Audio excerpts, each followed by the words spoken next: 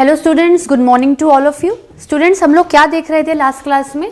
हम लोग 11th CBSE के टॉपिक्स देख रहे थे, बायोलॉजी। उसमें हम लोगों ने बॉटनी के टॉपिक्स को स्टार्ट किया था प्लांट फिजियोलॉजी यूनिट के। प्लांट फिजियोलॉजी यूनिट में हम लोगों ने सबसे नंबर 1 चैप्टर स्टार्ट कर लिया था, ट्रांसपोर्ट इन प्लांट, जिसमें हम ऑलरेडी 2 लेक्चर्स को कवर अप कर चुके हैं। लास्ट लेक्चर में हम लोगों ने क्या देखा था? लास्ट लेक्चर में इस चैप्टर के हम लोगों ने ये देखा था कि किस तरीके से प्लांट्स में ट्रांसपोर्टेशन ऑफ सब्सटेंसेस होते हैं। अगर आपको ट्रांसपोर्ट का कॉन्सेप्ट समझना है तो आपको ये जानना जरूरी है कि कहां से कहां ट्रांसपोर्टेशन हो रहा है, किस चीज का ट्रांसपोर्टेशन हो रहा है और किस जरिए से, किस मीडियम से ट्रांसपोर्टेशन हो रहा है। ये 3 फंडे मैंने आपको ट्रांसपोर्ट में बता दिए थे। जब हम लोग एनिमल्स की बात करते हैं, when we were discussing animal physiology, we have seen the circulation, the body fluids topic in animals। तो एनिमल्स में जो ट्रांसपोर्टेशन ऑफ सब्सटेंसेस थे, एनिमल्स के अंदर जो ट्रांसपोर्टेशन ऑफ सब्सटेंसेस थे, उसमें भी we have a well developed circulatory system. तो क्या प्लांट्स में ऐसा सिस्टम नहीं होगा? उसी चीज को हम लोग इस चैप्टर में देख रहे थे, आगे भी देखेंगे। मैंने आपको यह भी बोला था कि बॉटनी में हर एक टॉपिक को आपको एक चैप्टर कंसीडर करना पड़ेगा और उसमें क्या है, बिल्कुल डीपली PhD करनी पड़ेगी। मैंने आपको डिफ्यूजन पढ़ाया, मैंने आपको फैसिलिटेटेड डिफ्यूजन पढ़ाया, सिम्पोर्ट पढ़ाया, यूनिपोर्ट पढ़ाया, एंटीपोर्ट पढ़ाया। लास्ट क्लास तक हम लोग ये सारे कवर अप कर चुके थे। हम लोगों ने ट्रांसपोर्ट के टाइप्स देखे कि ये पैसिवली हो रहा है या ये एक्टिवली हो रहा है, और भी बहुत सारी चीजों को साइमल्टेनियसली कंसीडर किया। ठीक है, आज क्या देखने वाले हैं? आज हम लोग पैसिव ट्रांसपोर्ट, हम लोग क्या था अभी सारा पैसिव का प्रोसीजर देख रहे थे। हमने जब टाइप्स ऑफ ट्रांसपोर्ट देखे थे तो हम लोगों ने कहा था short distance transport, within the cell या between the cell, intra cellular या इंटर सेलुलर। ठीक है, फिर हम लोगों ने कहा लॉन्ग डिस्टेंस ट्रांसपोर्ट। तो उसमें हम लोग लेटर ऑन बात करेंगे, क्योंकि ये लॉन्ग डिस्टेंस ट्रांसपोर्ट के अंदर हम लोगों को वेल डेवलप्ड वैस्कुलर सिस्टम की बात करनी पड़ेगी, हम लोगों को जाइलम की बात भी करनी पड़ेगी, हम लोगों को फ्लोएम की बात भी करनी पड़ेगी, हम लोगों को कैम्बियम्स, इन सारी चीजों को, मतलब एक सिस्टम को पढ़ने के लिए हमें वेरियस कंपोनेंट्स को इंडिविजुअली डिस्कस करना पड़ेगा। ये तो क्या था, लेटर ऑन की बात थी। ठीक है, तो हम लोगों ने बोला कि आप पॉइंट बाय पॉइंट इस चैप्टर को पढ़ो। फिर टाइप्स ऑफ ट्रांसपोर्ट में दूसरा ट्रांसपोर्ट आया, पैसिव और एक्टिव। पैसिव का मतलब क्या है? पैसिव का मतलब है कि ट्रांसपोर्टेशन ऑफ सब्सटेंसेस हो रहे हैं लेकिन without consumption of any energy, without usages of energy, without any expenditure of energy, या हम सिंपल लैंग्वेज में कहें without usages of any kind of ATP। ठीक है, उसी का जस्ट अपोजिट अगर हम एक्टिव ट्रांसपोर्ट की बात करें तो एक्टिव में हम लोगों ने क्या कहा कि we are actually involving energy. हमें सब्सटेंसेस के ट्रांसपोर्ट को करने के लिए एनर्जी की रिक्वायरमेंट है। अब फंडा कैसे क्लियर होगा कि पैसिव में जरूरत नहीं है एनर्जी की, तो एक्टिव में क्यों जरूरत है? क्योंकि पैसिव में transportation along the concentration gradient होता है, और ज्यादातर जो ट्रांसपोर्टेशन होगा जनरली और mainly from higher concentration to lower concentration होगा। तो हायर से लोअर में आया, किसी भी एनर्जी की रिक्वायरमेंट नहीं हुई और अलोंग द कॉन्सेंट्रेशन ग्रेडियंट आया। ठीक है, इसी का जस्ट अपोजिट अगर हम एक्टिव ट्रांसपोर्ट की बात करें, एक्टिव ट्रांसपोर्ट में क्या होगा, एक्टिवनेस आ रही है। एक्टिवनेस मतलब एक्चुअली जैसे मैं लेटी हुई हूं, ठीक है, मैं लेटी हुई हूं या मैं नहीं मूवमेंट कर पा रही, मैं नहीं अपनी ATP को खर्च करना चाह रही हूं, तो मैं क्या है, ऑर्डर दूंगी, तुम दही ले आना, तुम दूध लेना, अपने कोई भी हाउस होल्ड एक्टिविटी करवाने के लिए। तो मैं ऑर्डर दे रही हूं but actually I am not consuming so much energy. ठीक है, अब मैं क्या कर रही हूं, अब समझ लो कि मेरे पास कोई भी अवेलेबल नहीं है काम करने के लिए, and I have to do my work by my own. मतलब I have to use my ATP, I have to usages my ATP, मुझे ATP का यूज करना पड़ेगा, मुझे अपने आप को एक्टिव जोन में लाना पड़ेगा, तभी तो काम कर पाऊंगी। तो एक्टिव ट्रांसपोर्ट में क्या है कि सब्सटेंसेस का ट्रांसपोर्ट होगा लेकिन एनर्जी की जरूरत पड़ेगी, क्योंकि कॉन्सेंट्रेशन ग्रेडियंट के अगेंस्ट में जाओगे। पैसिव में हायर था, लोअर पे चला गया। एक्टिव में लोअर है, हायर पे आना है, मतलब यहां पर कॉन्सेंट्रेशन कम है और ज्यादा पे आना है। तो आप अलोंग द कॉन्सेंट्रेशन ग्रेडियंट नहीं काम कर रहे हो, आप अगेंस्ट द कॉन्सेंट्रेशन ग्रेडियंट काम कर रहे हो। तो उसके लिए आपको थोड़ा एक्स्ट्रा चीज की जरूरत पड़ेगी, और वो एक्स्ट्रा चीज क्या होगी, ATP। वो एक्स्ट्रा चीज क्या होगी, ATP। ठीक है स्टूडेंट्स, तो तो ये वाली बात लास्ट क्लास में खत्म हो गई थी, हमने 3 to 4 मिनट्स का क्विक रिव्यू लिया था। आज जो टॉपिक हम लोग स्टार्ट करने वाले हैं नए सिरे से, प्रॉपरली एक फ्रेश टॉपिक होगा, जो कि पैसिव ट्रांसपोर्ट का ही दूसरा मेथड है। हम पैसिव पढ़ रहे हैं। शॉर्ट डिस्टेंस में भी क्या क्या इन्वॉल्व था, diffusion, cytoplasmic streaming. Passive transport में हम लोगों ने डिफ्यूजन, फैसिलिटेटेड डिफ्यूजन पढ़ लिया, ठीक है। तो अब हम पैसिव ट्रांसपोर्ट में जो दूसरा उसका मोड है ऑस्मोसिस, वो आज देखेंगे। और ऑस्मोसिस से रिलेटेड हम बहुत सारे लिंक्ड अप पॉइंट्स भी देखेंगे, जो कि एक टॉपिक है आपके एनसीईआरटी में। जैसे हम लोग वाटर पोटेंशियल देखेंगे, वाटर पोटेंशियल के साथ हम लोग सॉल्यूट पोटेंशियल देखेंगे, प्रेशर पोटेंशियल देखेंगे, ऑस्मोटिक प्रेशर देखेंगे, ऑस्मोटिक पोटेंशियल देखेंगे। तो ये सारी चीजें क्या है, ऑस्मोसिस से ही रिलेटेड। लेकिन पहले हम ऑस्मोसिस का कॉन्सेप्ट क्लियर करेंगे, ठीक है। ऑस्मोसिस छोटी क्लासेस में देखा होगा, पर 11th में फुल्ली फ्लैश डीप में स्टडी आप आज करोगे। ऑस्मोसिस क्या होता है? Osmosis is a passive transport. पहली सिंगल डेफिनेशन, जो पहली बहुत सिंपल सी लाइन हम लोग अगर लिखना चाहें, भाई स्टेप बाय स्टेप समझ के लिखे, तो it is a passive transport. Passive transport मतलब जो भी सब्सटेंस ट्रांसपोर्ट होगा वो हायर से लोअर कॉन्सेंट्रेशन में होगा, अलोंग द कॉन्सेंट्रेशन ग्रेडियंट होगा, और विदाउट एनी यूजेज और एक्सपेंडिचर ऑफ एनर्जी होगा, ठीक है। It is a passive transport. It is a passive transport. इसका मतलब क्या है? Movement of substances. ये प्रॉपर डेफिनेशन नहीं है ऑस्मोसिस की, ये तो मैं पैसिव ट्रांसपोर्ट के रेफरेंस में डेफिनेशन लिखा रही हूं। ऑस्मोसिस के एक्चुअल डेफिनेशन अब लिखाऊंगी। Movement of substances from higher concentration, from higher concentration to lower concentration,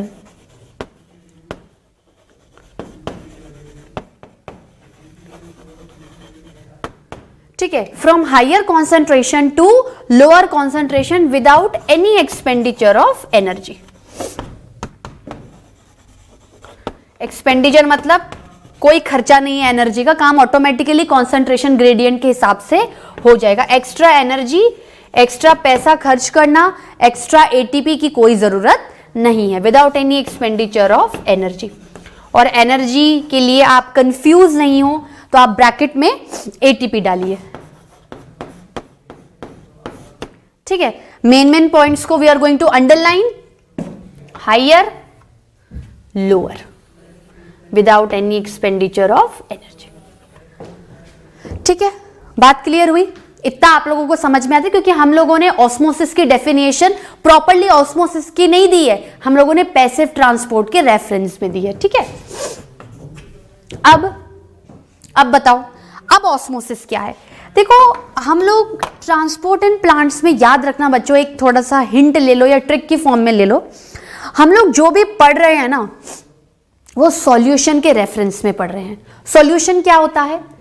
कोई भी चीज अगर हम लोग पढ़ रहे हैं वो सॉल्यूशन के रेफरेंस में पढ़ रहे हैं।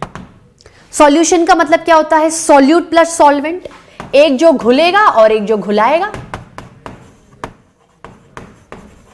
मैं कह रही हूं सॉल्यूट के रेफरेंस में transportation of substances we have already discussed in diffusion. Diffusion में क्या था? Movement of solute from region of higher concentration to region of lower concentration. Solids में भी होगा, लिक्विड में भी होगा, गैसेस में भी होगा, बशर्ते गैसेस में फास्ट होगा। ये बात क्लियर थी। अब मैं पर्टिकुलरली ऑस्मोसिस की बात कर रही हूं, पर्टिकुलरली ऑस्मोसिस की बात कर रही हूं। ये सारा खेल किसके थ्रू चल रहा है? सेल के अंदर, क्योंकि कोई भी लिविंग ऑर्गेनिज्म होगा उसकी बॉडी सेल की बनी हुई होगी। Cell is the structural, functional, fundamental and basic unit of life. इसलिए तो सबसे पहला चैप्टर सेल पढ़ाया था 9th क्लास में।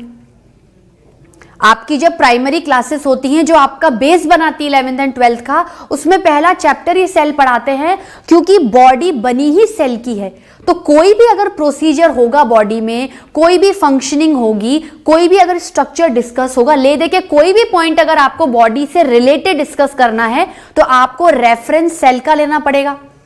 काम या तो सेल के अंदर होगा या दो सेल के बीच में होगा। अब मैंने आपको बोला कि सेल में we are going to discuss about plant cell और एनिमल सेल। तो प्लांट सेल में क्या था, सेल मेम्ब्रेन है पर उसके आसपास एक outer rigid covering cell wall की भी है। एनिमल सेल में क्या है, सिर्फ और सिर्फ सेल मेम्ब्रेन है। सेल मेम्ब्रेन की खूबी क्या होती है, इट इज परमिएबल, पारगम्य है। उसके अंदर छोटे छोटे पोर्स होते हैं। आपकी जो मेम्ब्रेन होती है सेल मेम्ब्रेन, ये मान लो मेम्ब्रेन है, इसमें पोर्स होते हैं। ये पोर्स इसको परमिएबल बनाते हैं, हिंदी में बोले तो पारगम्य बनाते हैं। पारगम्यता की क्षमता होती है आपकी सेल मेम्ब्रेन में, परमेबिलिटी की पावर होती है। परमेबिलिटी मतलब मेरे आसपास से चीजें गुजर सकती हैं। सेल के अंदर कोई चीज मैं बाहर दे सकता हूं, बाहर की चीज मैं बहुत आसानी से अंदर ले सकता हूं। ये प्रॉपर्टी सेल के अंदर क्यों है, ये क्षमता, ये कैपेसिटी, ये क्वालिटी सेल के अंदर क्यों है, क्योंकि उसकी सेल मेम्ब्रेन परमिएबल है। उसकी सेल मेम्ब्रेन में छोटे छोटे पोर्स होते हैं जो चीजों को ट्रांसपोर्टेशन में आदान प्रदान कराने में मदद करते हैं। अब मैं आपसे ये पूछूं कि इसका सिग्निफिकेंस यहां क्यों है, यहां क्यों मैं बार बार रिपीट कर रही हूं। मैं जब से आपको 2 लेक्चर पढ़ा रही हूं, I am continuously discussing the permeability property of cell membrane. तो कहीं ना कहीं इसका बहुत बड़ा रोल यहां ऑस्मोसिस में जरूर आएगा। ऑस्मोसिस की डेफिनेशन सुनो, ठीक है। हर चीज की रिलेशन किससे है, सॉल्यूशन से है। सॉल्यूट का जो ट्रांसपोर्टेशन है, भाई जैसे कोई सॉल्यूशन रखा हुआ है, सॉल्यूट ट्रांसपोर्ट हो रहे हैं along the concentration gradient without any expenditure of energy, you are simply calling it as a diffusion.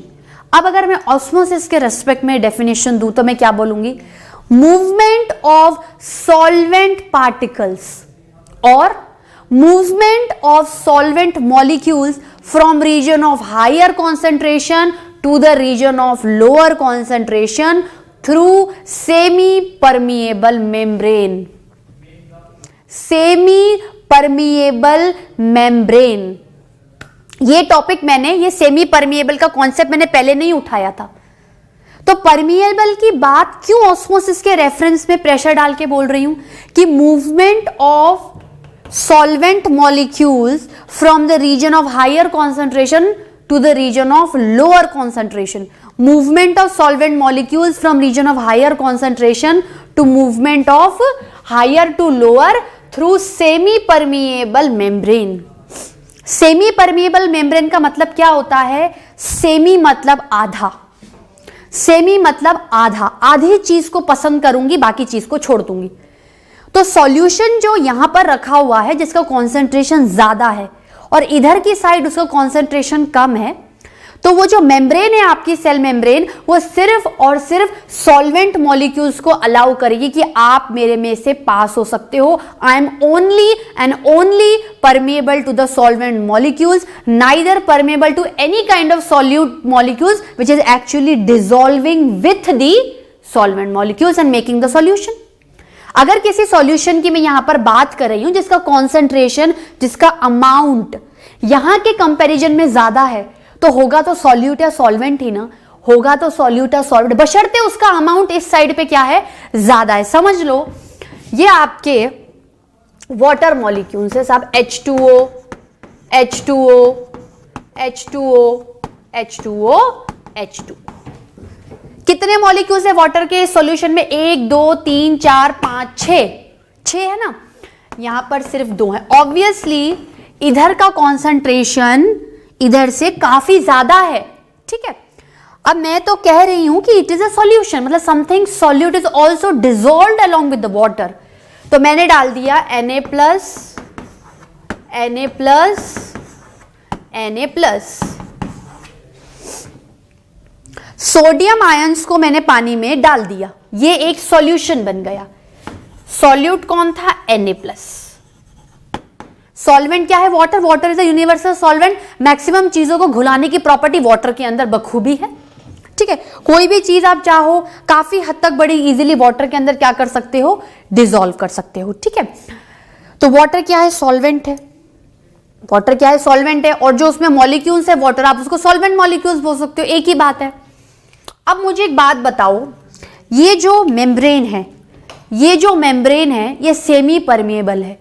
ये जो मेम्ब्रेन है ये सेमी परमिएबल है, ये सिर्फ और सिर्फ वाटर मॉलिक्यूल्स को अलाउ करती है पास होने, बाकी सबको छोड़ देगी। ठीक है, ये गया वाटर, गया वाटर, गया वाटर। ठीक है,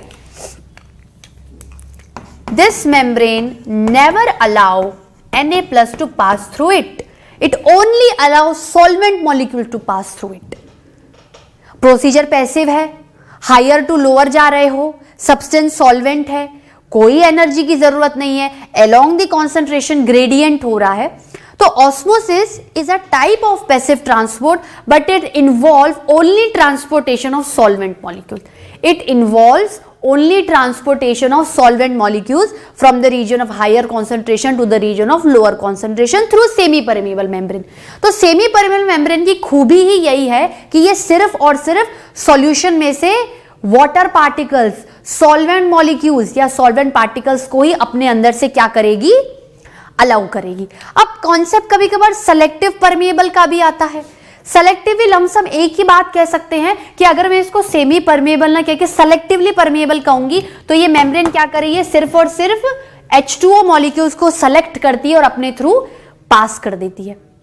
ठीक है, इसका कॉन्सेप्ट आपको सेल में बता दिया गया था। ठीक है, चैप्टर में कभी भी आपको कोई दिक्कत है या मुझे जहां पर खुद लगेगा मैं इस टॉपिक को क्या करूंगी, वापस से रिवाइज करवा दूंगी। ठीक है, तो सेमी और सेलेक्टिव मतलब, सेमी मतलब कुछ ही चीजों के लिए परमिएबल है, सेलेक्टिव मतलब खुद सेलेक्ट करती है और पास होने के लिए अलाउ कर देती है। अब सेलेक्टिव परमिएबल का कॉन्सेप्ट कहीं कहीं चेंज भी हो जाता है, कहीं कहीं ऐसे चेंज हो जाता है कि आप खुद बताओ कि ये एक पोर साइज है, ये एक मान लो बहुत ही छोटा पोर साइज है, 0.1 mm का पोर साइज है, तो इसमें से तो वही चीज पास होगी ना जो इससे भी छोटी साइज की होगी या लगभग इसके बराबर होगी, क्रॉस कर गई।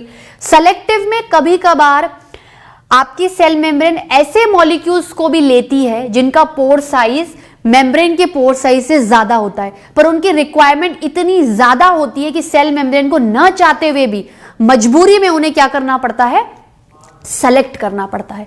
तो सेमी परमिएबल मेम्ब्रेन का concept purely applicable to the osmosis because it involves only movement of solvent molecules या water particles। लेकिन सेलेक्टिव परमिएबल का कॉन्सेप्ट क्या है, चेंज हो जाता है, वो अपन आगे चल के चैप्टर्स में क्लियर कर लेंगे, या नहीं भी आया चैप्टर में तो आप मुझे याद दिला देना, अपन एक 10-15 मिनट का लेक्चर इस सेलेक्टिव या सेमी परमिएबल मेम्ब्रेन पर भी ले सकते हैं। ठीक है स्टूडेंट्स, बात आपको क्लियर होनी चाहिए। ये हो गया, बात क्लियर हो गई। अब अपन क्या करते हैं, ऑस्मोसिस की एक्चुअल डेफिनेशन लिखते हैं। वो डेफिनेशन तो अपन ने क्या की थी, अपन ने पैसिव ट्रांसपोर्ट के रेस्पेक्ट में की थी, osmosis definition.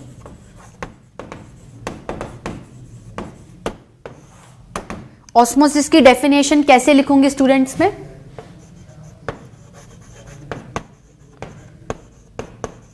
It is transportation,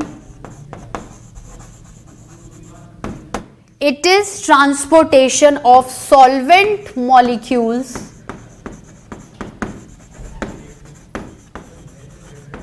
ठीक है, समझने के लिए हम लोग क्या लिखेंगे, water particles in a solution,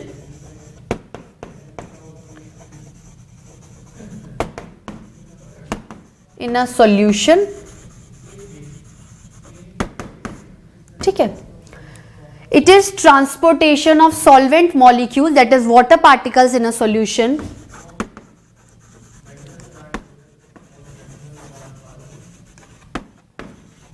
from region of higher concentration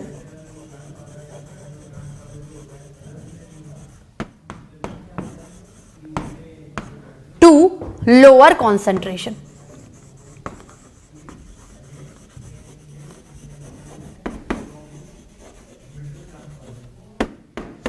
from higher concentration to lower concentration through a semi permeable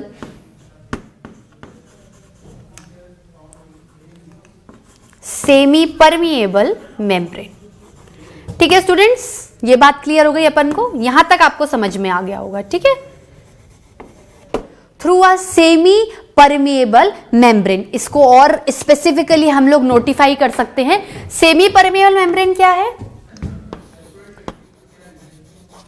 only allow solvent molecules या solvent particles to pass through it.